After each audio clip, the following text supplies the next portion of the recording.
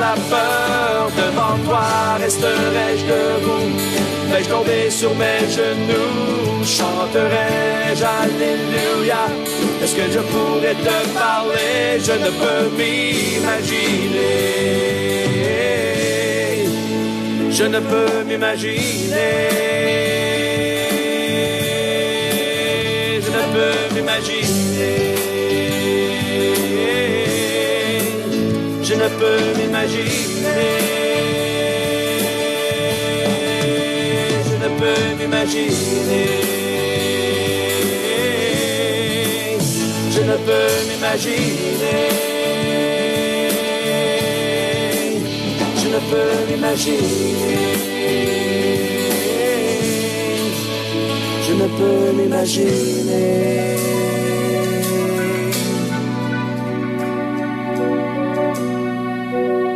Je ne peux m'imaginer ce que ce sera quand je marcherai juste à tes côtés. Je ne peux m'imaginer. Je ne peux m'imaginer.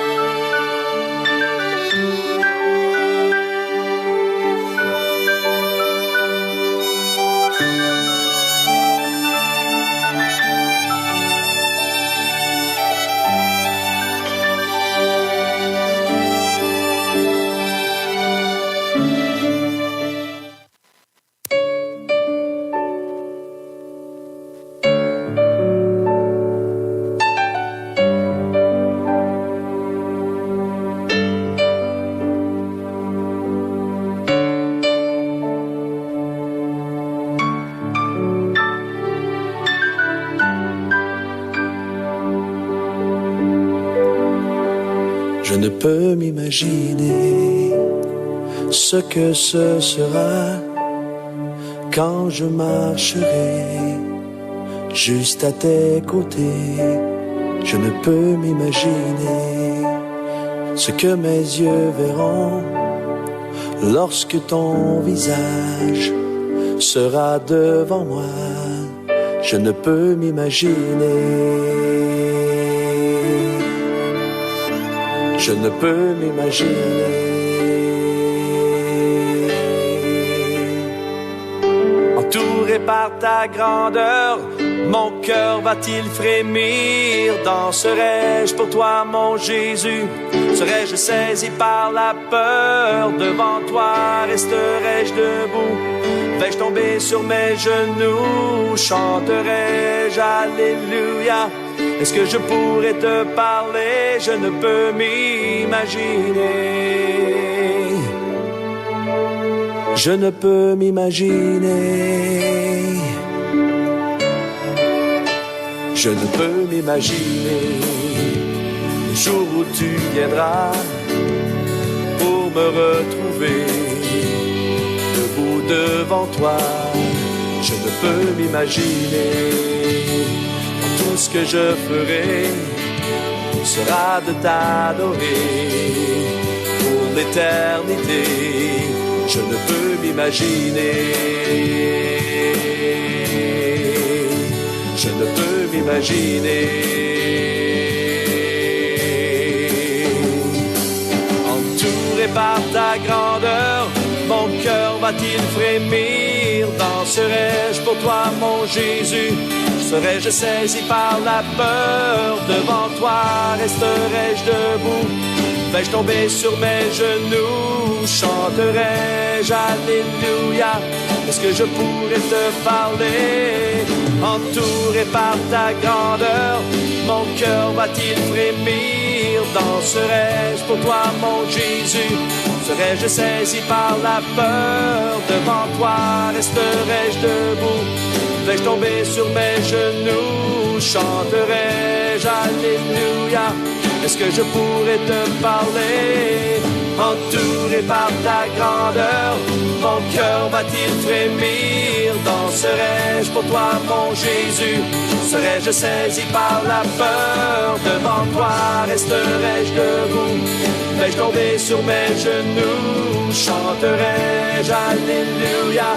Est-ce que je pourrais te parler? Je ne peux m'imaginer. Je ne peux m'imaginer.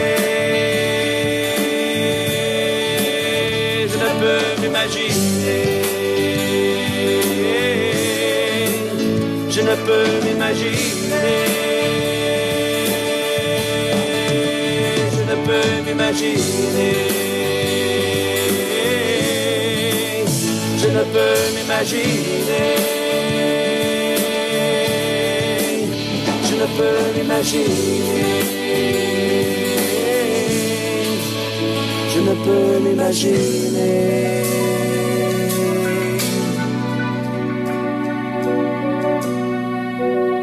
Je ne peux m'imaginer ce que ce sera quand je marcherai juste à tes côtés. Je ne peux m'imaginer. Je ne peux m'imaginer.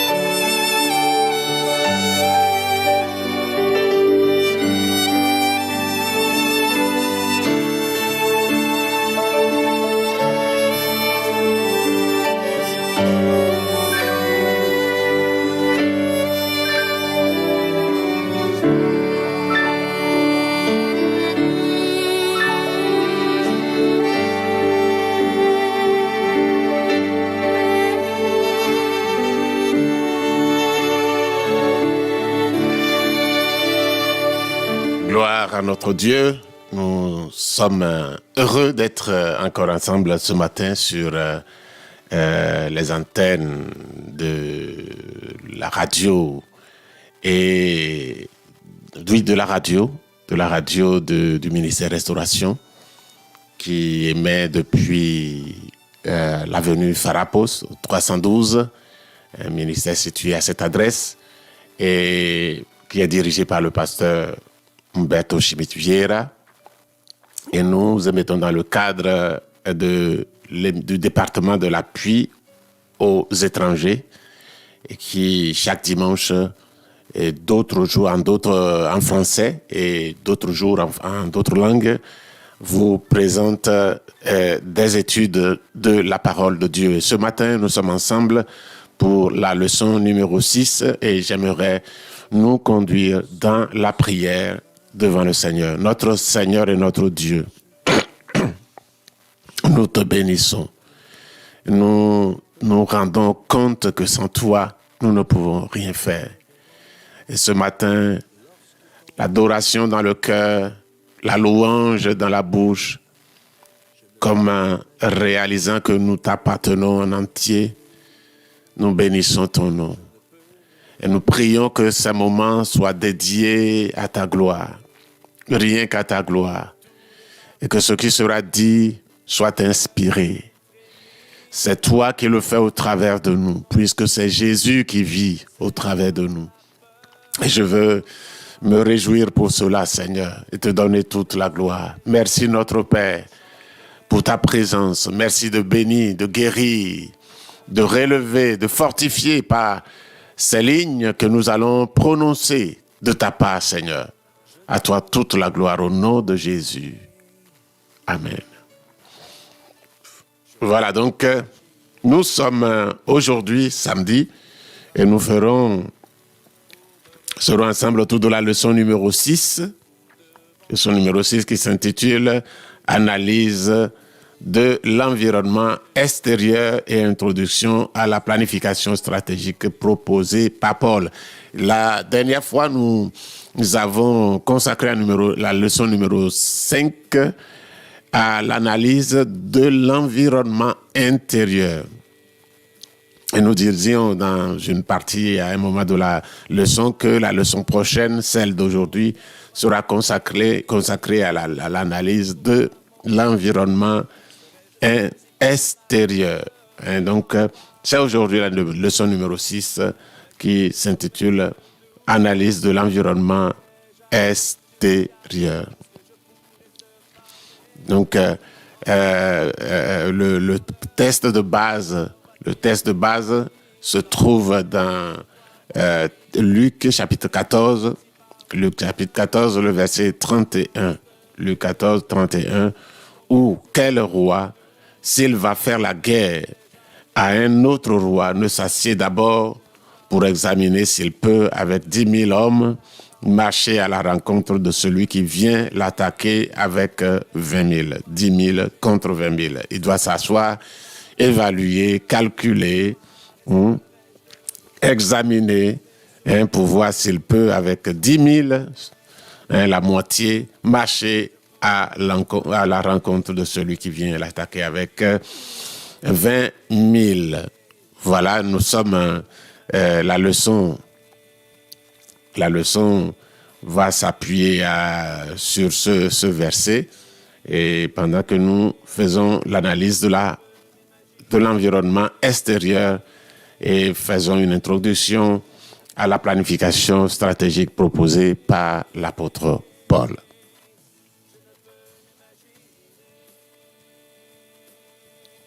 Voilà, donc nous disions l'introduction, comme nous l'avons vu dans la dernière leçon. Paul, dans sa lettre à Tite, a défini un plan stratégique pour la construction, l'édification d'une église sainte en Crète, une église qui vivrait la saine doctrine au milieu d'une société corrompue et d'un christianisme corrompu. Tout est corrompu. Et comment bâtir une église sainte dans ce milieu. Dans la leçon précédente, nous avons vu certains principes qui devraient être adoptés lors de l'élaboration d'une planification stratégique, surtout parlant de l'environnement intérieur. Dans cette leçon, nous continuerons cette étude en abordant l'importance d'analyser l'environnement externe dans la définition des stratégies, ainsi qu'en présentant succinctement un exemple pratique de l'utilisation de ces outils dans l'administration de l'Église. Donc voilà ce à quoi nous allons nous atteler aujourd'hui. Et comme je l'ai dit la dernière fois, il y a des spécialistes de la planification stratégique. Et ces spécialistes comprennent ce qu'ils ont écrit, ce qu'ils ont dit, ce qu'ils ont analysé, et ils peuvent le dire de manière facile, plus intelligible que certains qui ne l'ont pas fait. Et je suis malheureusement dans la catégorie de ceux qui ne connaissent pas beaucoup de choses dans cette discipline de la planification stratégique.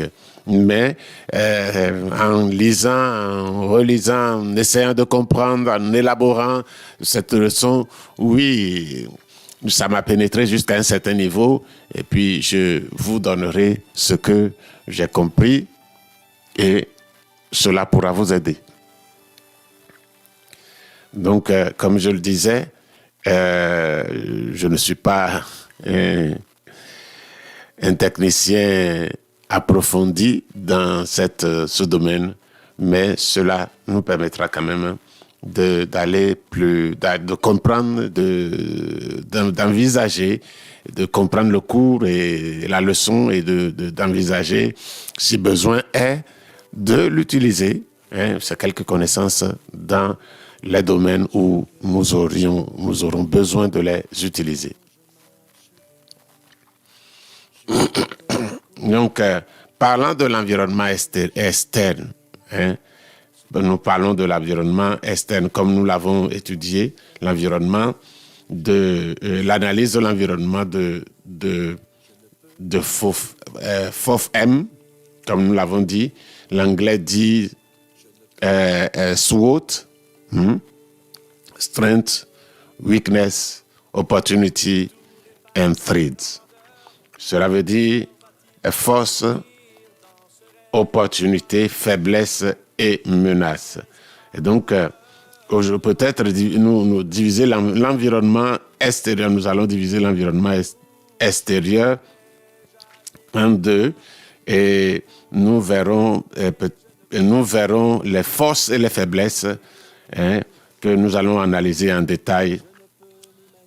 Les forces et les faiblesses ont été déjà analysées en détail dans la leçon passée, et l'environnement interne, comme nous le distinguerons ci-dessous. Parlons maintenant de l'étude des opportunités. C'est sur ça. La dernière fois, nous avons parlé des forces et des faiblesses. Aujourd'hui, nous allons parler des opportunités et des menaces. Donc, l'étude des opportunités est liée aux événements positifs qui peuvent se produire dans l'environnement externe et qui ont le potentiel d'apporter des avantages à l'organisation. Les opportunités, dans le cas séculier, sont liées à des facteurs tels que les changements économiques, les changements gouvernementaux, réglementaires, les changements législatifs, climatiques, démographiques, etc.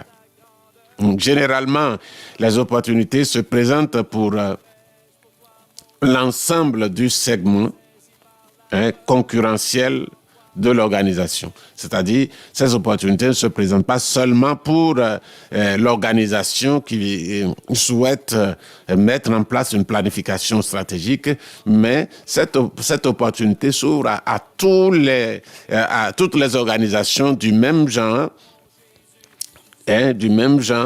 et tous vont en profiter, même les concurrents de l'organisation. Et par conséquent, tout le monde en profite à un degré plus ou moins grand. L'étude des opportunités par l'équipe stratégique suivra également le même schéma de travail que l'étude des forces et faiblesses. L'objectif principal de cette étude est de trouver des moyens de transformer les opportunités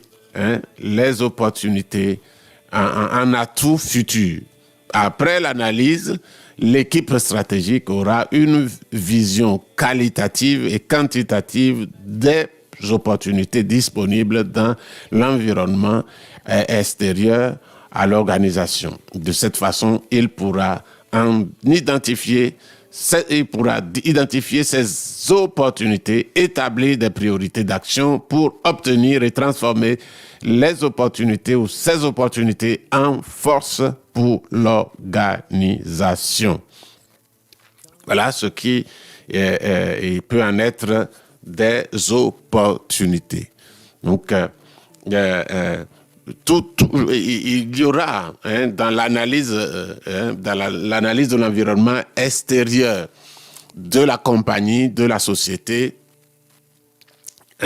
il arrivera des moments où il y aura des opportunités. On découvrira dans l'environnement extérieur des opportunités. Ces opportunités sont basées, sont créées par des changements économiques. La conjoncture économique peut-être devient, pour certaines raisons, plus facile. Des changements de gouvernement, ou à l'intérieur des gouvernements, certaines politiques. Ça ne veut pas dire que les gouvernements changent. Les gouvernements peuvent changer, ça aussi, avec de nouvelles personnes qui viennent pour administrer le pays, pour administrer l'environnement dans lequel se trouve la société, la compagnie. Mais cela ne veut pas dire que c'est les gouvernements tout entiers qui vont changer. Les gouvernements même en place peuvent changer leur politique. Et si ils changent une politique plus stricte, plus rigoureuse, plus négative, à une position positive en changeant certaines lois, des entreprises, des compagnies peuvent se sentir mieux. Ils peuvent avoir des opportunités à l'extérieur en considérant l'environnement, les changements qui sont intervenus dans l'environnement extérieur. Il y a des règles qui peuvent changer. Il y a des règles, les changements réglementaires qui peuvent changer, les changements législatifs, comme je viens de le dire, et des changements climatiques. Il y a certaines entreprises qui, par exemple, sont plus à l'aise quand il fait chaud, quand il ne pleut pas, que quand il pleut.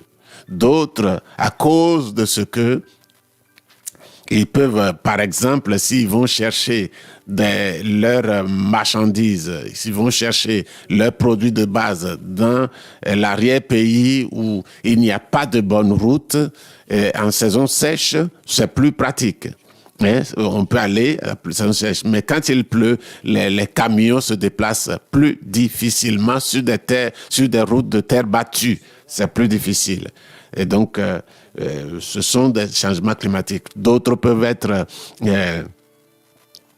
dans l'agroalimentaire, il y a des choses, des produits qui sont produits, des produits agricoles qui sont produits dans certaines saisons et pas dans d'autres saisons. Donc, toutes ces choses peuvent jouer. Des changements démographiques qui peuvent aussi, on peut trouver que une ville, le dernier recensement d'une ville qui donne par exemple 1 million, le tout récent recensement donne par exemple 1,5 million, 1,3 million. Ça veut dire que la population a augmenté, ça veut dire que le nombre de personnes à desservir par la société a augmenté, ce qui peut augmenter aussi les opportunités, qui présentent des opportunités pour la société, pour la compagnie. Donc voilà certaines choses que nous pouvons considérer dans l'étude des opportunités. Mais quand ces choses se produisent, ça ne se produit pas seulement pour la seule compagnie, parce qu'elle n'est pas la seule dans l'environnement. Ils sont nombreux même sur le plan concurrentiel, à avoir les mêmes opportunités. Donc, voilà ce que je peux donner comme précision, et toutes ces choses, toutes ces opportunités.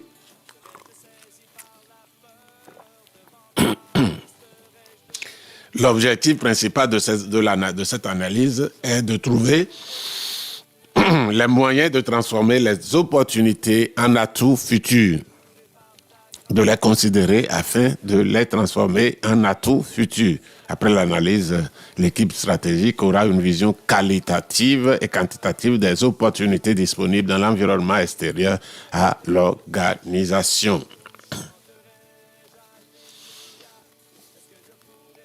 Nous allons plus loin. Voilà donc nous regardons maintenant très près l'environnement externe. L'environnement externe et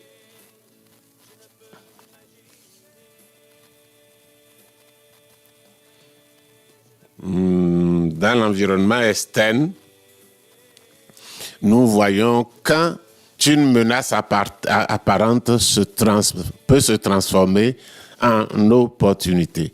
Au sein de l'Église, il est important de souligner que ce qui semble être une tragédie est souvent une opportunité lorsque Dieu dirige le processus.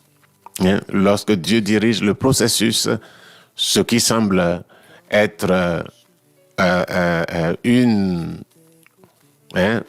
menace peut devenir une opportunité. Je crois qu'on peut en saisir l'idée dans Hébreux chapitre 11, le verset 34. J'aimerais que nous lisions Hébreux 11, 24, ce n'est pas 340. Il y a une erreur. 24. Qui dit ceci: c'est par la foi que Moïse, devenu grand, refusa d'être appelé fils de la fille de Pharaon. Ça peut être une menace. Mais au fond, Dieu dirigeant les choses, c'était une décision qui a conduit à une opportunité. Et Dieu a utilisé Moïse pour arriver à sauver tout un peuple. Parce qu'à un moment donné, Dieu étant à la base, à l'arrière-plan de ce processus, il va transformer cette menace en opportunité. Moïse était considéré comme quelqu'un qui a enfreint la loi dans le pays et qui voyait qu'il allait premièrement perdre tous les droits de vivre au palais, puis plus loin, ayant tué quelqu'un, un Égyptien, il va prendre la fuite. Et dans cela, on pense que tout ce tableau donne une menace, que les choses ne vont pas bien se passer, que l'entreprise de faire sortir les Hébreux court à un fiasco, mais Dieu va intervenir. Donc Dieu peut changer les menaces et les tourner en opportunité. Dans le cas de l'Église, par exemple, l'implication culturelle de la société, l'imposition des principes antichrétiens dans le système éducatif, la restriction à la prédication de l'évangile ou à la liberté de culte. Voilà certaines menaces qui peuvent arriver dans l'Église, qui peuvent toucher l'Église et que Dieu peut changer en opportunité. Certaines persécutions, quelqu'un me disait que dans le pays du Rwanda en Afrique, une église avait environ 120 membres quand il a visité, c'est un pasteur, quand il a visité, mais après 10 ans, après ce qui s'est passé dans le pays qu'on a appelé génocide, et c'était vraiment un génocide, il est retourné dans la même église qui avait plus de 1000 membres. 1000 membres. Bon, est-ce que on souhaiterait que l'Église augmente en nombre en souhaitant ces types d'événements? Non, absolument non. Mais Dieu sait transformer des choses négatives, des menaces, en bénédiction. Ça, il le sait. Il fait concourir toutes choses pour notre bien, pour le bien de ceux qui l'aiment et de ceux qui sont appelés selon son dessein. alors nous pouvons faire confiance au Seigneur en parlant des menaces qui peuvent s'adresser aux églises. Il suffit de savoir bien les prendre et le Seigneur les transformera. Jésus, dans sa lettre à l'église de Pergame, déclare qu'il connaissait l'environnement extérieur auquel cette église était confrontée. Il dit par exemple, « Je sais où tu demeures. Je sais là où est le trône. Je sais que là est le trône de Satan. Tu retiens mon nom et tu n'as pas renié ma foi.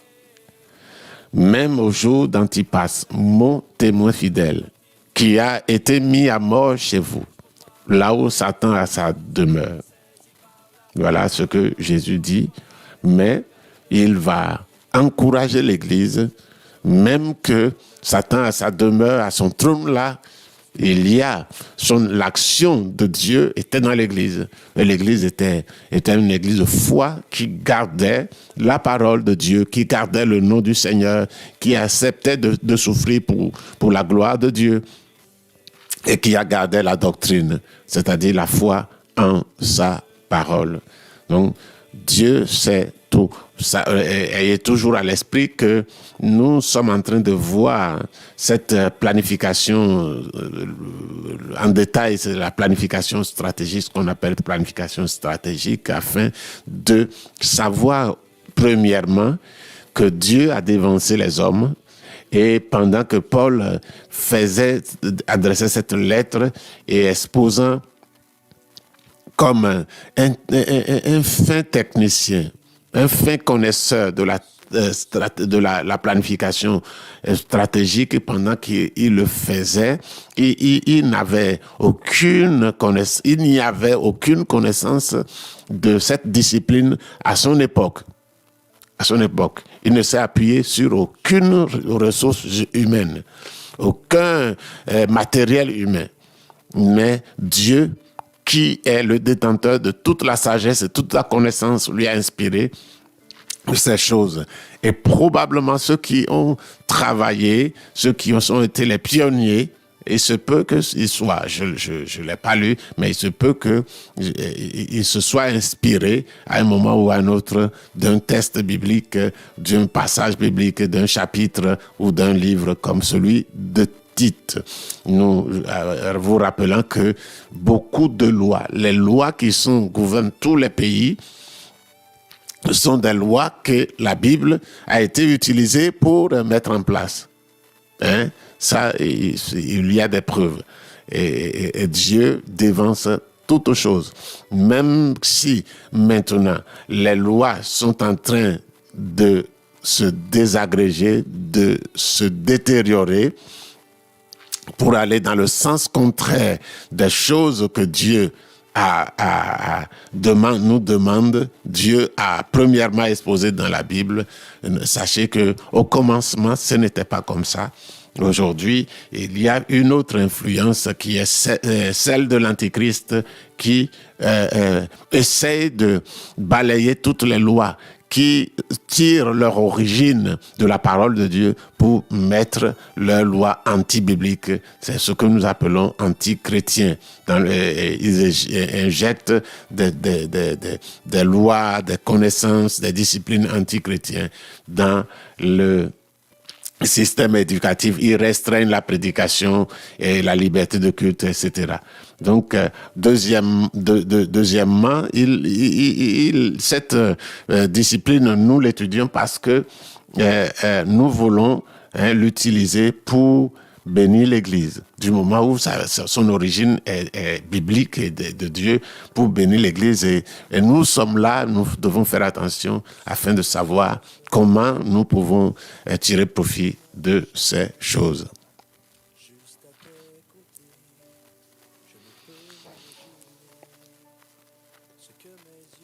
L'étude des menaces est aussi, nous avons parlé des opportunités et nous parlons des menaces également. Donc, l'étude des menaces de l'environnement extérieur est liée à des événements négatifs. Les événements négatifs les opportunités parlent des événements positifs. Les menaces parlent des événements négatifs qui peuvent nuire à la réalisation des objectifs stratégiques et porter préjudice à l'organisation. Les menaces, tout comme les opportunités, sont liées à des facteurs tels que changements économiques, gouvernementaux, réglementaires, législatifs, climatiques, démographiques, lorsqu'elles surviennent d'un point de vue négatif pour la performance de l'organisation. Comme pour les opportunités, les menaces affectent généralement toutes les organisations du même segment, et c'est-à-dire qu'elles sont toutes plus ou moins affectées. L'équipe stratégique doit effectuer une analyse similaire à celle effectuée dans les étapes précédentes. Dans le cas de l'Église, les menaces seraient également liées à l'environnement extérieur, à l'environnement spirituel extérieur, implication culturelle de la société, imposition de principes, voilà, etc. Donc, c'est ainsi que la chose se produit. Et donc, je dirais que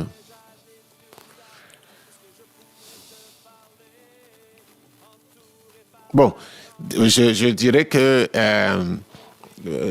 comme nous l'avons dit, les menaces sont le contraire des opportunités. Les menaces, ce qui menace de l'extérieur une organisation, c'est le contraire, le négatif des opportunités. Les opportunités viennent pour changer en bien la vie de la compagnie ou de l'organisation. Mais les menaces, c'est le contraire. Les menaces surviennent également pour des raisons de changement. Des changements de gouvernement, changement de politique, changement au niveau économique, au niveau démographique, au niveau législatif. C'est les mêmes sources qui produisent des opportunités, peuvent produire aussi des menaces. Pourquoi? Parce que comme c'est les hommes, il y a des hommes qui peuvent arriver, des lois qui peuvent arriver qui affectent en bien, et d'autres qui peuvent affecter en mal. Quand ça affecte en bien, c'est les opportunités. Quand ça affecte en mal, c'est les menaces. Donc, dans l'Église aussi, l'Église peut avoir des menaces qui ont trait à l'implication culturelle, la culture de plus en plus favorisée de la société, la société est favorisé à haïr l'Église. Certains partis politiques n'aiment pas l'Église. Et quand ils prennent le pouvoir, ça joue. Ça joue sur les églises. Les activités des églises sont réduites. Et la presse se met clairement contre l'Église et personne pour défendre l'Église au niveau politique.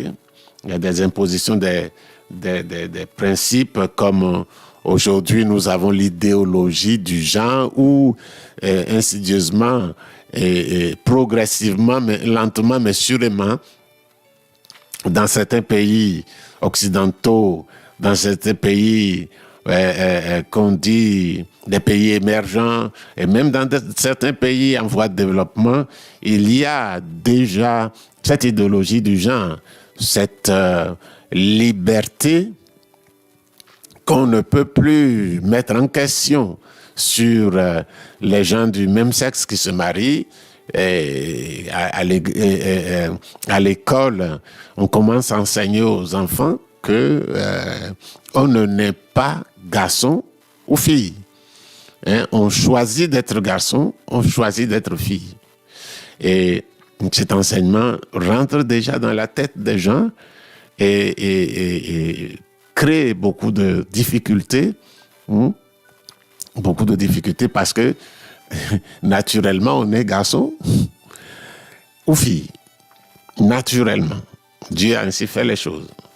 Quand un homme naît mâle, il sait qu'il est né mâle. Un garçon connaît qu'il est garçon. Et une fille connaît qu'elle est fille. Les parents le savent, mais eux, les intéressés eux-mêmes le savent. Mais aujourd'hui, il y a un enseignement, une influence très forte qui montre que on doit pas, c'est l'enfant qui doit choisir. Les parents ne doivent pas dire « Ah, toi tu es né garçon » ou « Toi tu es né fille ». On doit laisser la liberté aux enfants de choisir ce qu'ils sont, ce qu'ils veulent être. Bon, et ça, nous suivons la Bible. Nous croyons en Dieu. Et Dieu a créé hommes et femmes. Et donc, ce n'est pas que c'est notre avis. C'est notre avis. Nous croyons que la Bible est vraie. Nous croyons que la Bible est la parole de Dieu. C'est plus que notre avis. C'est Dieu qui l'a dit. On ne peut pas contester Dieu, puisque sa parole est la vérité. Hein? Un homme peut dire que femme est femme, garçon est garçon. C'est une vérité. Mais plus que la vérité de l'homme, Dieu est au-dessus de l'homme. C'est Dieu qui a donné le ton. Qui a dit, vous appellerez celui-ci garçon et celui-là fille, celle-là fille. Donc, nous ne faisons que croyant de manière convictionnelle à la parole de Dieu. Nous suivons Dieu et nous disons, nous appelons blanc ce que Dieu appelle blanc et noir ce que Dieu appelle noir. Mais il y a aujourd'hui cette tendance qui pousse à ne pas considérer les choses ainsi. Et ça pose des problèmes à l'Église. Et aujourd'hui, à force de certains serviteurs de Dieu dans certains pays, à force de dire ce que la Bible dit, à force de voir les choses comme Dieu les voit, et on leur a tiré des problèmes. Certains ont été arrêtés pour avoir dit que Dieu demande qu'un homme et une femme se marient. Et donc, les choses commencent à être difficiles pour l'Église. Ça, c'est les menaces extérieures de l'organisation que nous appelons Église. Hein? Il y a des restrictions à la prédication. Certains pays, on ne peut pas prêcher à l'extérieur. On ne peut pas s'arrêter plus de 5 minutes à une même place. Or, pour prêcher l'Évangile publiquement, il faut s'arrêter. Et donc, il faut aller et revenir. Tout est fait. Il n'y a pas d'organisation extérieure de l'Église. L'Église, c'est dedans. Et même dedans, il y a des lois qui poussent à diriger la prédication. On ne doit pas dire ça dans une prédication. On ne doit pas dire ça. Et donc, il y a des restrictions qui doivent être considérées comme des menaces à l'organisation spirituelle que nous appelons Église. Voilà. Donc, nous croyons que le Seigneur connaît toutes ces choses et nous conduira et nous en délivrera.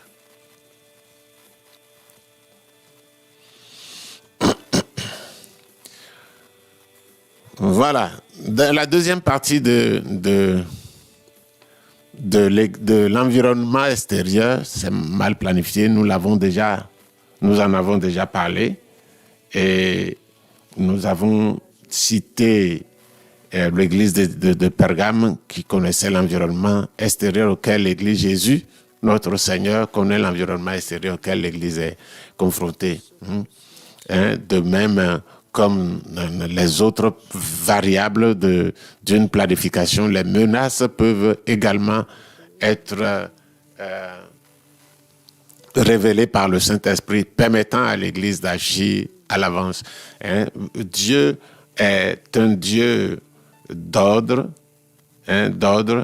et il est à souligner que quand l'Église prie, quand l'Église agit, l'Église vit dans la recherche, dans la soif de Dieu, dans la recherche continuelle de la volonté du Seigneur, Dieu se manifeste. Dieu révèle par le Saint-Esprit à l'avance certaines menaces qui sont pas des menaces à l'homme, mais des menaces à Dieu même, parce que l'Église est une organisation spirituelle, est le royaume de Dieu qui appartient à Dieu. C'est la propriété de Jésus-Christ, c'est l'Église de Christ, et à l'avance, Dieu révèle par le Saint-Esprit ces menaces. Il le fait, ce n'est pas dans tous les cas, mais dans la majeure partie des menaces qui vont vraiment ébranler l'Église, Dieu met l'Église au courant bien avant. Donc, il nous informe par le Saint-Esprit. C'est ainsi que Dieu, à travers un rêve, il a averti Joseph de la menace de Joseph, Marie, le mari de Marie, la mère du Seigneur. Et l'avertit de la menace qu'Hérode faisait peser sur le plan du salut avec son intention de tuer tous les garçons de moins de 2 ans à Bethléem et ses environs. Dieu a parlé. Dieu a parlé. Je ne sais pas si ceux qui, dans le milieu francophone, ont lu les livres qui concernent les livres de Demos Shakarian. C'est un Américain, un Arménien qui a immigré aux États-Unis et qui est devenu, Dieu l'a appelé à être le fondateur de cette association chrétienne qu'on appelle les hommes du plein évangile. Les hommes d'affaires du plein évangile. Et il a dit, quand un génocide avait été planifié en Arménie, Dieu a parlé par plusieurs personnes, par plusieurs chrétiens, par plusieurs dirigeants spirituels qui étaient consacrés à lui. Dieu a parlé par eux et il leur a donné une direction: aller aux États-Unis. Aller aux États-Unis, quitter l'Arménie et partir dans une terre. Et cette terre qu'il indiquait, c'était la terre des États-Unis. Et beaucoup d'Arméniens sont partis. Et quand ils sont partis, quelque temps après, le génocide est arrivé. Et beaucoup les Turcs ont tué beaucoup d'Arméniens. Les peuples qui sont venus envahir ont tué beaucoup d'Arméniens, y compris certainement des chrétiens qui n'ont pas les moyens, n'avaient pas les moyens de se payer le voyage, ou qui n'ont pas fui dans un autre pays. Il y en a toujours, même si la communauté chrétienne avait été préservée dans sa plus grande majorité. Il y a eu d'autres. Il y a eu certains qui, peut-être leur foi n'était pas forte, peut-être étaient malades, peut-être ils étaient des conditions très humbles, ils n'ont pas les moyens, voilà. Mais je crois que Dieu, ce que nous voulons dire ici, c'est que Dieu informe, Dieu avertit.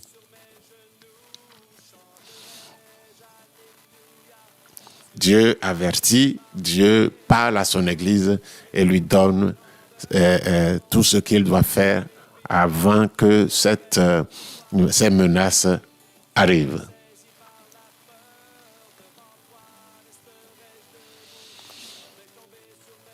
Voilà, en 2, maintenant, la mise en place de stratégies pour que, connaissant l'environnement et la structure elle-même, réussissent la conquête. Réussissent la conquête. La mise en place des stratégies pour que, connaissant l'environnement et la structure elle-même, connaissant l'environnement, la structure elle-même et l'environnement réussissent la conquête. Nous avons un texte ici, dans Deutéronome chapitre 11, le verset 10 à 17. nous voyons un exemple de Dieu lui-même présentant l'environnement et élaborant une stratégie pour réussir une réalisation.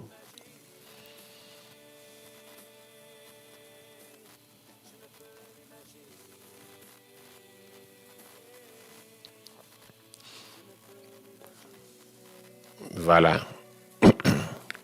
Je veux lire le texte. Nous, ici, Dieu dit, car le pays dont tu vas entrer en possession n'est pas comme le pays d'Égypte, d'où vous êtes sortis, où tu jetais dans les champs ta semence et les arrosais avec ton pied comme un jardin potager. Le pays que vous allez posséder est un pays de montagnes et de vallées et qui boit les eaux de la pluie du ciel. C'est un pays dont l'Éternel, ton Dieu, prend soin et sur lequel l'Éternel, ton Dieu, a continuellement les yeux du commencement et à la fin de l'année.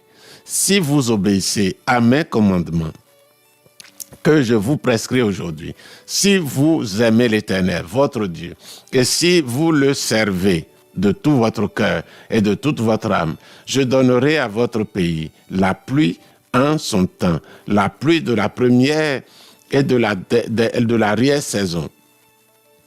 Et tu recueilleras ton blé, ton mou et ton huile. Je mettrai aussi dans tes champs de l'herbe pour ton bétail, et tu mangeras et te rassasieras. Gardez-vous de laisser séduire votre cœur, de vous détourner, de servir d'autres dieux et de vous prosterner devant eux. La colère de l'Éternel s'enflammerait alors contre vous, il fermerait les cieux et il n'y aurait point de pluie. La terre ne donnerait plus ses produits et vous péririez promptement. Donc, voilà ce que Dieu a dit à Israël. Ouais, il a donné ici, présente ainsi l'environnement et décrit des stratégies pour réussir. Il a présenté l'environnement, cet environnement favorable, de vallées, de montagnes, de pluie, qui ce n'est pas un pays arrosé, mais Dieu l'arrose, la pluie tombe dessus. Il y a des saisons que Dieu a méticuleusement réparties. Et Dieu lui-même a promis qu'il veillera sur le pays du début de l'année jusqu'à la fin. Et maintenant, il leur prescrit d'obéir. S'ils obéissent, voilà comment ils vont ce qu'ils vont faire, ce qui est Dieu, ils vont trouver comme conséquence de l'obéissance. Et Dieu a mis aussi devant eux les menaces. Ce qui sont les menaces, s'ils se détournent, se laissent séduire, ils croient que c'est eux qui commandent, vont vers d'autres dieux, se prosternent devant eux. Et voilà, la colère de l'Éternel s'enflammerait contre eux. Donc, nous allons voir un exemple pratique.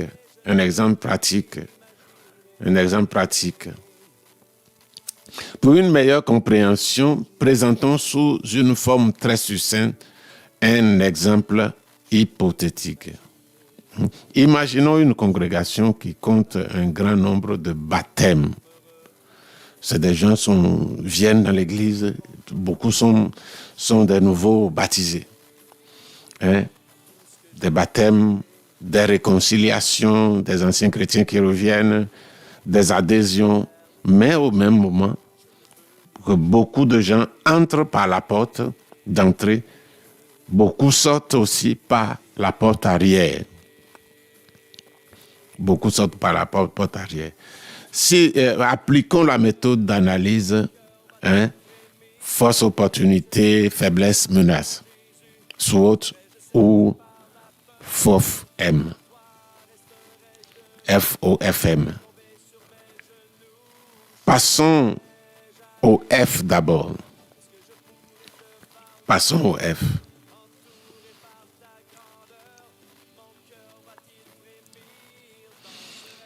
Si nous passons au F, voilà, passons au F qui signifie force, faiblesse. Quand nous regardons les forces de l'Église, nous voyons une grande capacité d'évangélisation.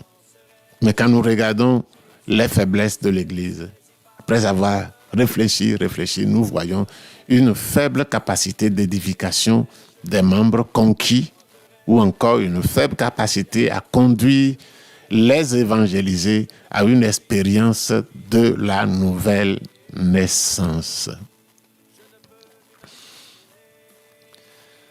Donc voilà ce que nous avons, c'est un exemple pratique, un exemple pratique, une congrégation qui a beaucoup de nouveaux convertis, des nouveaux convertis qui sont venus des évangélisations, et sont baptisés, des gens qui reviennent à cause de ce qu'on évangélise, des anciens chrétiens qui reviennent, qui sont touchés par le message d'évangélisation et qui reviennent. Il y a d'autres qui viennent adhérer, qui trouvent que cette église est une église forte qui évangélise dans leur église d'origine. Les choses ne sont pas ainsi et ils décident de changer d'église qui viennent. Et donc, il y a un foisonnement de membres dans cette église. Mais en même temps, on voit que quand les gens arrivent par la porte d'entrée, et c'est comme s'ils sortent par une porte arrière, qui est une porte de sortie. De sorte qu'à un moment, on trouve qu'il y a beaucoup, puis à un moment, on trouve qu'il y a très peu. Et ceux qui sont arrivés sont encore sortis. Donc, on trouve que la force de cette église, c'est une grande capacité d'évangélisation.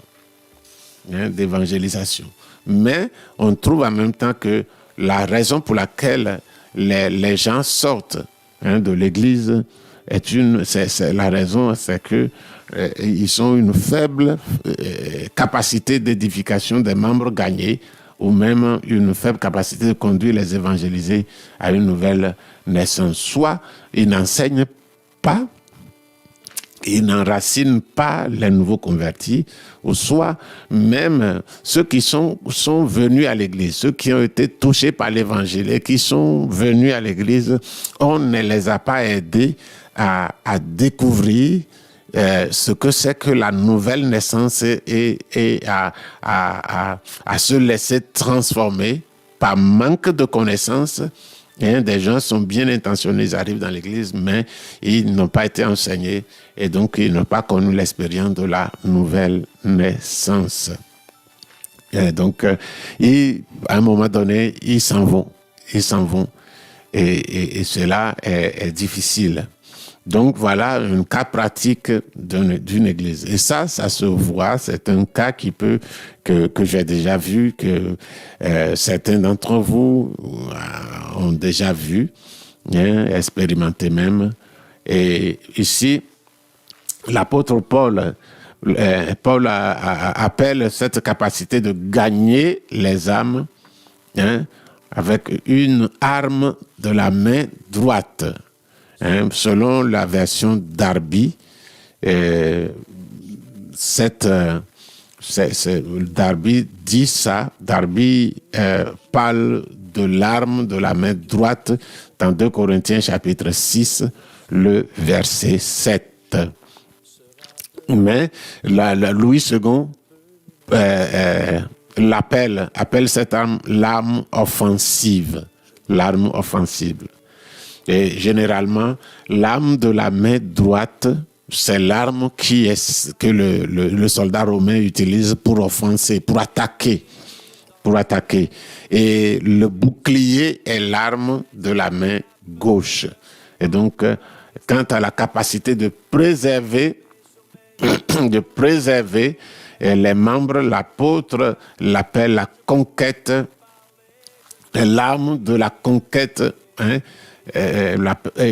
il l'appelle l'arme de la main gauche pour garder. Garder, c'est l'arme de la main gauche selon Darby, ou les armes défensives selon la version Louis II, hein, de 2 Corinthiens chapitre 6, le verset 7. Après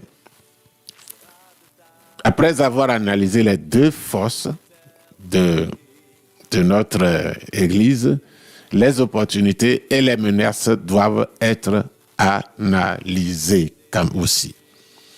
Voilà, nous pouvons.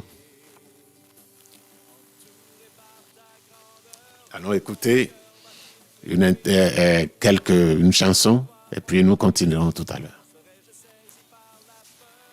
Devant toi resterai-je debout, vais-je tomber sur mes genoux, chanterai-je Alléluia, est-ce que je pourrais te parler, entouré par ta grandeur.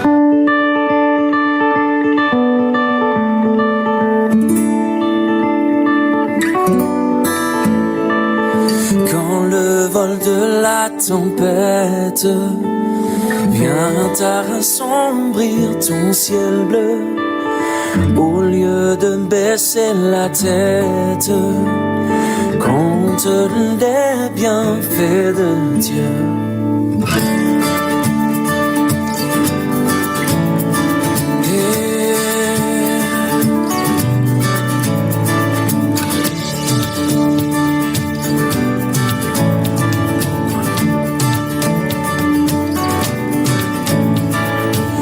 Sur la route glissante, tu chancelles sous ta croix. Pense à cette main puissante qui t'a béni tant de fois. Compte les bienfaits de Dieu, mets-les tous devant tes yeux, et tu verras en adorant combien le nom en est grand.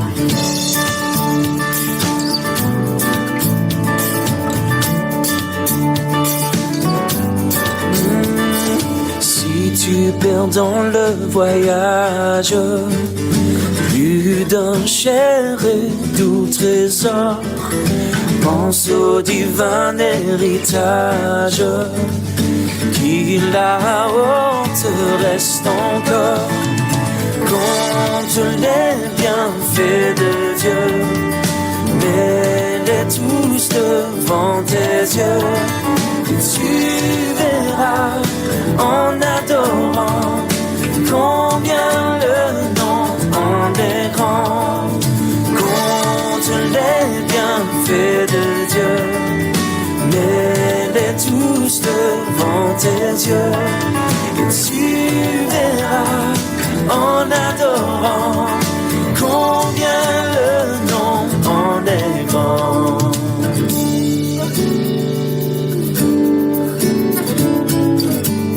Yeah.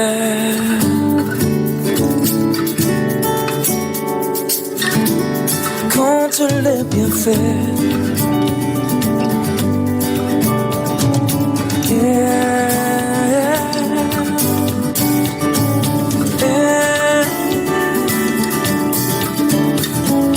Compte les bienfaits de Dieu, mets-les tous devant tes yeux, et tu verras en adorant combien le nom en est grand.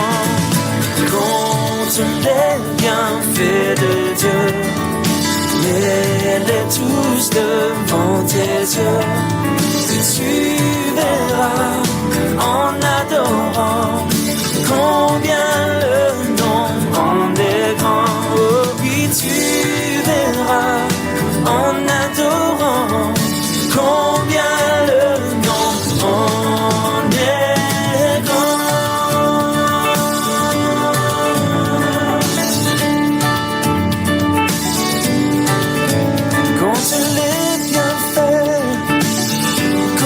les bienfaits de Dieu.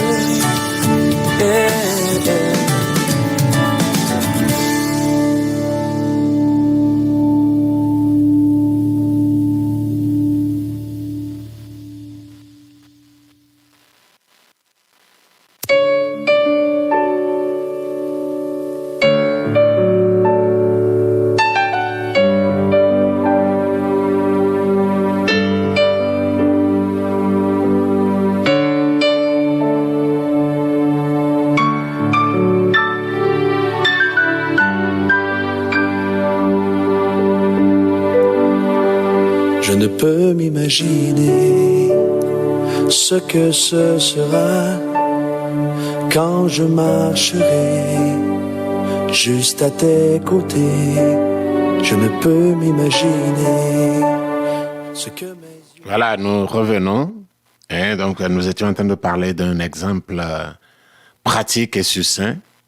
Et nous avons parlé de l'arme de l'arme de la main droite, de l'arme de la main gauche qui préserve, l'arme de la main droite qui gagne et l'arme de la main gauche qui préserve. Donc, nous avons commencé à analyser les faiblesses d'une église qui a beaucoup d'entrées par l'évangélisation, les réconciliations et des adhésions, mais qui, aussitôt les âmes entrées, ils sortent par la porte arrière et l'église se trouve vide. Et nous avons commencé à analyser, après avoir fait l'analyse des deux forces, des deux F, force et faiblesse, les opportunités, les menaces doivent être analysées.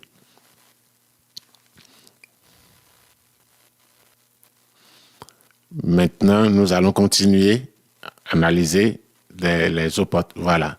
Et les opportunités. Nous voyons les opportunités. Et quelles seraient les opportunités d'édification des membres qui ne sont pas mis à profit? Nous voyons quelles sont les opportunités d'édification des membres qui ne sont pas mis à profit. Quand la chose se passe comme ça, il est certain que il y a quelque chose qui est laissé de côté. Il y a quelque chose qui est ignoré. Il y a un problème quelque part. Et on se pose la question, pour que les gens soient édifiés et qu'ils restent. Si les gens ne restent pas, c'est parce qu'ils ne sont pas édifiés. C'est parce que quelque chose leur manque. Et ce qui leur manque, c'est l'édification. C'est les planter dans l'église. Et on se pose humblement la question, quelles seraient les opportunités d'édification pour les membres qui ne sont pas mis à profit? Et on réfléchit, comme nous avons dit, comment on met en place la planification stratégique. C'est pas le brainstorming, réfléchir sur les raisons, pour se poser beaucoup de questions. Et une des questions qui est bonne à se poser dans cette situation, c'est celle qui est posée là. Et là, on peut trouver des réponses.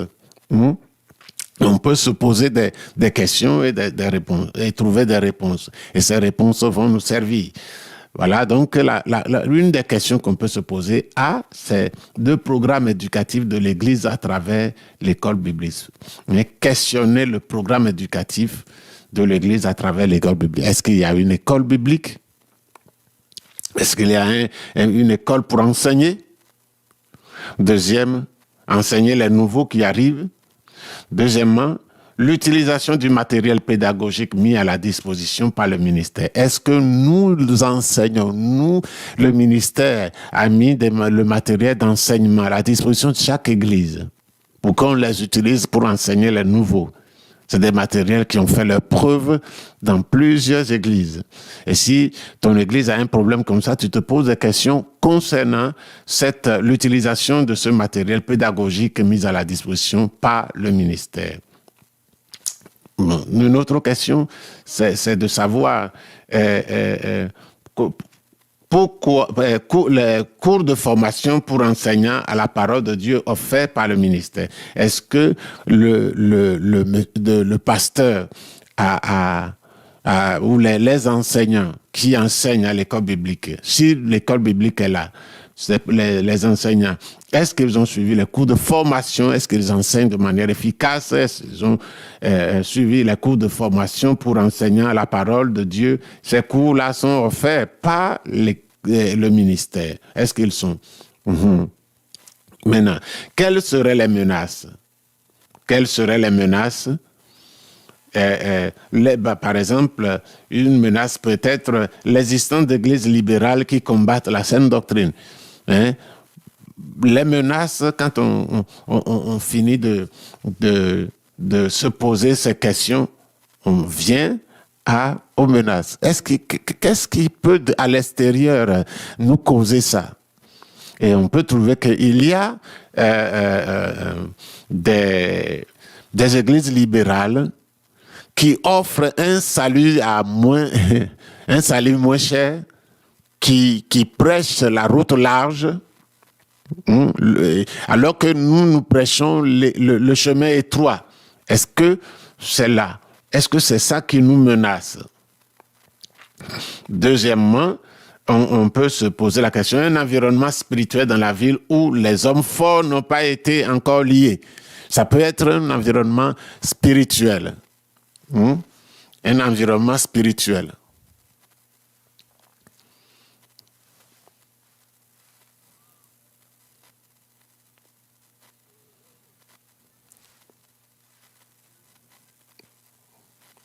L'environnement spirituel, je veux qu'on continue.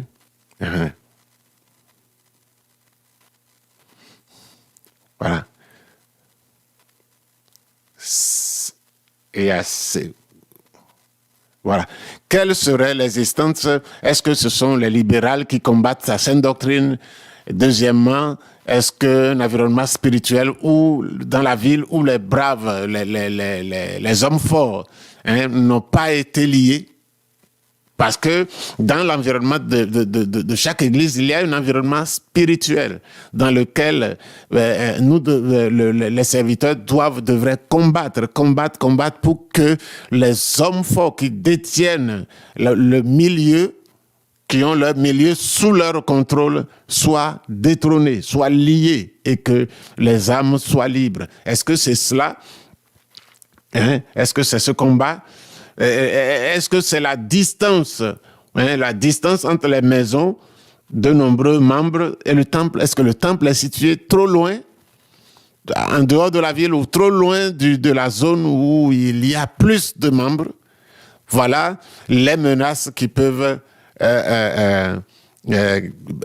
menacer, les choses qui peuvent menacer l'Église et qui peuvent causer que les membres se vident. Ils arrivent et ils se vident. Nous allons plus loin. Voilà. Nous voyons maintenant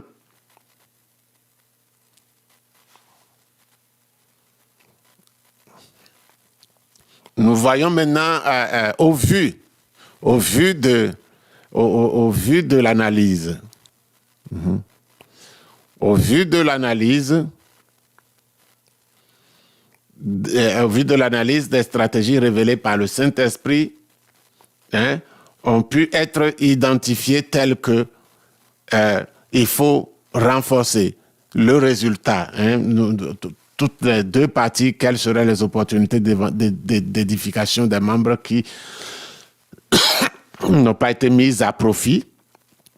Et puis, quelles seraient les menaces? Et il serait par exemple ce que nous avons cité. Et maintenant, quand nous avons fait l'analyse, quelles sont les stratégies que le Saint-Esprit a révélées que nous mettions en pratique? Peut-être, ça peut être le renforcement de l'école biblique, le programme d'école biblique à domicile, peut-être qu'il faut trouver une manière d'initier le programme d'école biblique à domicile. le programme de campagne de prière à domicile. On peut avoir un programme de campagne spirituelle à domicile. Une campagne de jeûne et prière dans le but de dominer le monde spirituel. Voilà. Un programme d'assistance mutuelle entre les membres. Un programme d'entraide ou d'assistance mutuelle entre les membres. On peut aussi parler de l'école biblique avec des salles virtuelles à travers lesquelles les croyants recevront des études bibliques sur Internet en utilisant des applications, etc. Donc,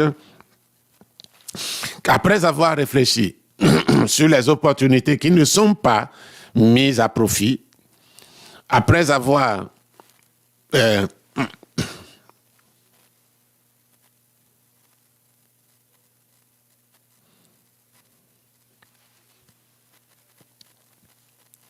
voilà, après avoir parlé sur les opportunités d'édification qui ne sont pas mises à profit, nous avons cité le programme éducatif de l'Église, nous avons parlé de l'utilisation du matériel pédagogique, nous avons parlé de la formation des enseignants qui enseignent à l'école biblique. Et nous avons parlé maintenant, quelles sont les menaces qui peuvent... Nous avons parlé, par exemple, de l'existence des églises libérales qui prêchent la route, le chemin large, et l'évangile sans aucun prix, la vie facile, une fois sauvé, toujours sauvé. Donc, nous voyons, nous avons vu ces choses. Les menaces peuvent être aussi qu'il y a les hommes forts spirituels qui dominent l'atmosphère spirituelle du lieu.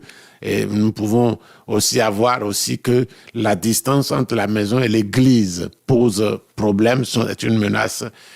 Voilà, donc maintenant que nous avons analysé toutes ces choses, et sous le regard, avec l'aide de l'Esprit de Dieu, avec le regard de l'Esprit de Dieu, nous avons peut-être identifié que les choses qu'il faut apporter, c'est de renforcement de l'école biblique, le programme d'école biblique à domicile initié, un programme d'école biblique à domicile, un programme de campagne de prière à domicile, parce que il s'agit d'assainir, de prendre le dessus sur la domination des hommes forts spirituellement, et cela ne peut se faire que par la prière.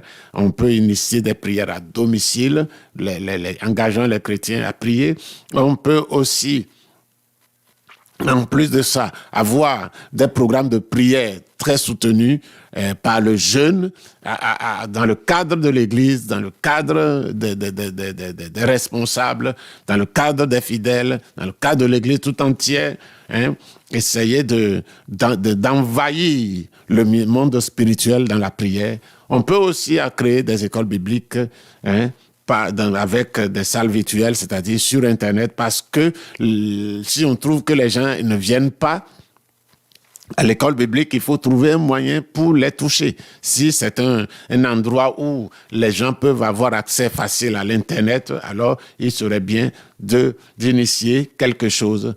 Voilà un cas particulier, un cas pratique que nous avons regardé ensemble et nous arrivons à prendre des dispositions qui tiennent compte de la planification stratégique que nous avons vue en nous basant sur les forces et les faiblesses seulement. C'est pas surtout les forces et les faiblesses. Et nous avons aussi inséré aussi les menaces. Voilà. Donc, nous allons plus loin.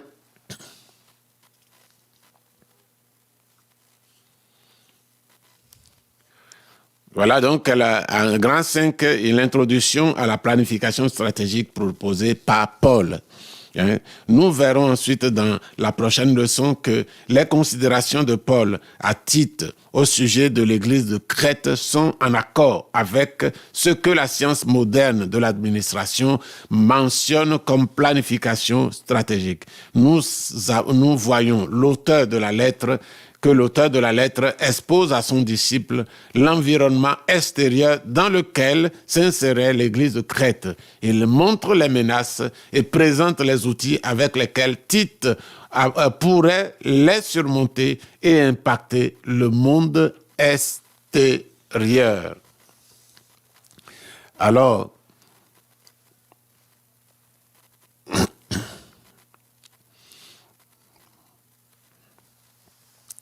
voilà.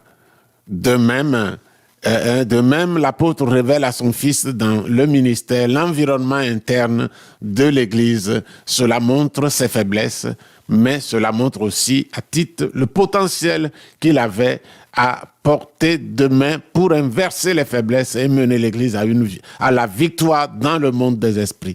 Il établit ensuite pour Tite la mission de l'Église et quelle vision devrait être établie. Enfin, il décrit un plan tactique afin que la mission proposée soit accomplie et la vision réalisée, et fixe un grand objectif. Voilà, donc Paul décrit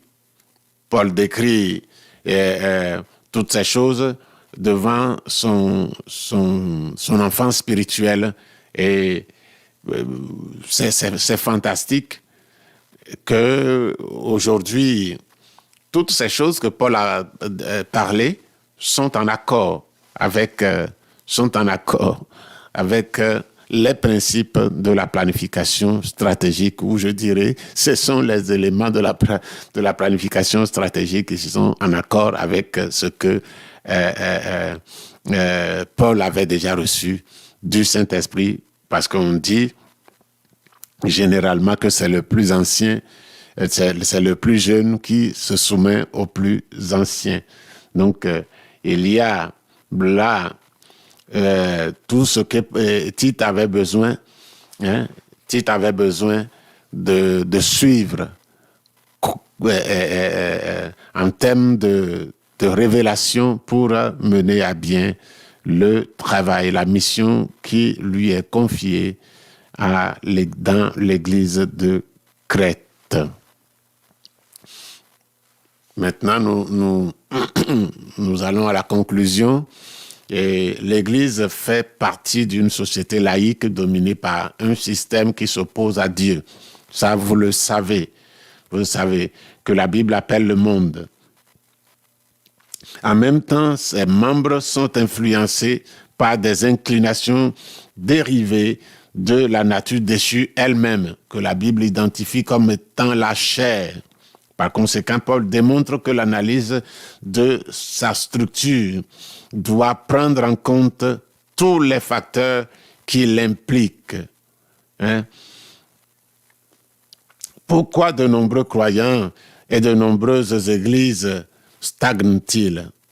Parce qu'ils s'imaginent qu'une vie de victoire est quelque chose d'éminemment humain et facile, que combattre et apprendre à connaître l'adversaire, se préparer à le vaincre n'est pas nécessaire. La lettre de Tite montre que ce n'est pas le cas. Il y a des ennemis, des menaces, des points faibles qui doivent être connus et traités pour que l'Église et chaque chrétien puissent vraiment être victorieux. C'est ce que Paul a montré. Dans la prochaine leçon, nous étudierons l'analyse de Paul de l'environnement extérieur. Comment il a analysé l'environnement extérieur, nous le verrons. Donc, nous voyons ce travail magnifique que Paul a fait. Nous avons des ennemis. Nous avons le monde.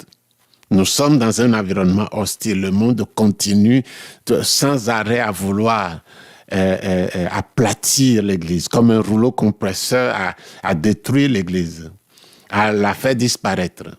et les influences sont fortes. Nous avons en nous-mêmes notre nature charnelle, notre nature charnelle et nos inclinations qui appartiennent à la nature déchue, qui lutte contre nous. Nous avons aussi un ennemi qui est le diable, qui a mis des choses, des structures dans lesquelles, des structures spirituelles qui veulent faire disparaître l'Église. Et cela, nous devons le savoir. Nous devons le savoir. Et ce sont des choses qui font stagner l'Église, qui font stagner le chrétien. Et nous devons le savoir. Certains chrétiens croient que c'est facile. C'est facile. Et que vivre la vie chrétienne, ça se fait tout seul. Ça se passe tout seul. C'est une chose qui peut arriver d'elle-même. Non, ce n'est pas le cas. Ce n'est pas le cas. Il y a des ennemis. Nous avons des ennemis. Nous avons des menaces. Nous avons des points faibles qui doivent être connus et traités. Nous sommes dans un combat continuel. Combat contre le monde, combat contre nous-mêmes, combat contre le diable. Et nous devons le savoir. Si quelqu'un ne le sait pas, alors ça va être difficile. Il va stagner. Et sa vie ne sera pas une vie de victoire. Mais ceux qui se lèvent et prennent ses ennemis au sérieux, prennent ses menaces au sérieux, prennent les points faibles au sérieux et adoptent la position que la Bible nous encourage à adopter, combattent le combat que la Bible nous propose à combattre pour la victoire, ceux-là deviennent des chrétiens, des chrétiennes victorieux, et car ils combattent avec les armes que Dieu nous a données. Les armes offensives, les armes de la main droite, et les armes défensives, les armes de la main gauche. Et il faut les deux. On ne peut pas combattre avec les armes de la main droite seulement sans se défendre par les armes de la main gauche. C'est impossible. On ne peut pas aussi se défendre par les armes de la main gauche et ne pas attaquer par les armes de la main droite. Nous sommes équilibrés et nous devons utiliser les deux armes offensives et défensives comme la Bible l'expose. Que le Seigneur vous bénisse. Et je vais prier et terminer cette leçon par la prière. Notre Père, nous te rendons grâce, nous te bénissons et te louons, Papa. Tu nous as conduits, tu nous as dirigés et je crois que tu as laissé des traces, tu as laissé des pensées, tu as laissé quelque chose de bon sur le cœur de ceux qui écoutent, de ceux qui t'ont entendu et qui entendront. Seigneur, je prie que ces choses, ces connaissances, ces révélations, ces lumières puissent les aider, Seigneur, à continuer la marche avec toi, de la manière dont tu l'as exposé dans la parole, dans ta parole, Seigneur. Nous te bénissons, Seigneur, parce que toi qui nous as appelés, tu veilles pour nous maintenir, tu veilles pour nous soutenir, tu veilles pour nous avertir, tu veilles, Seigneur, et nous bénissons ton nom pour cela. Seigneur, je prie pour ceux qui peuvent être à l'écoute maintenant et identifier des menaces ou identifier des phénomènes difficiles à contrôler dans leurs églises. Seigneur, je prie que tu les aides. Tu leur donnes la grâce de connaître ces phénomènes, de savoir par la révélation de ton esprit l'origine de ces choses et leur prodiguer aussi les conseils sur la manière dont il faut les régler. Père saint, Père de gloire, nous te prions qu'il en soit ainsi, notre roi. Seigneur, s'il y a des personnes qui souffrent dans leur corps, la Bible déclare que par les meurtrissures de Jésus, nous avons été guéris. Père, nous avons été guéris par ces meurtrissures.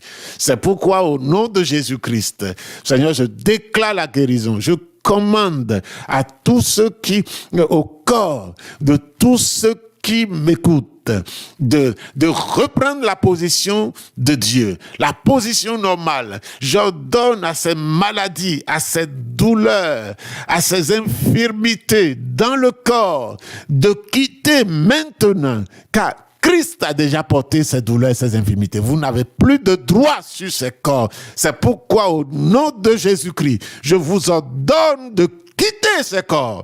Au nom du Seigneur Jésus. Seigneur, je bénis ton nom et je glorifie ton nom, car il est grand, il est au-dessus de tous les noms. À toi l'honneur et l'adoration, notre roi, au nom de Jésus. Amen. Que Dieu vous bénisse.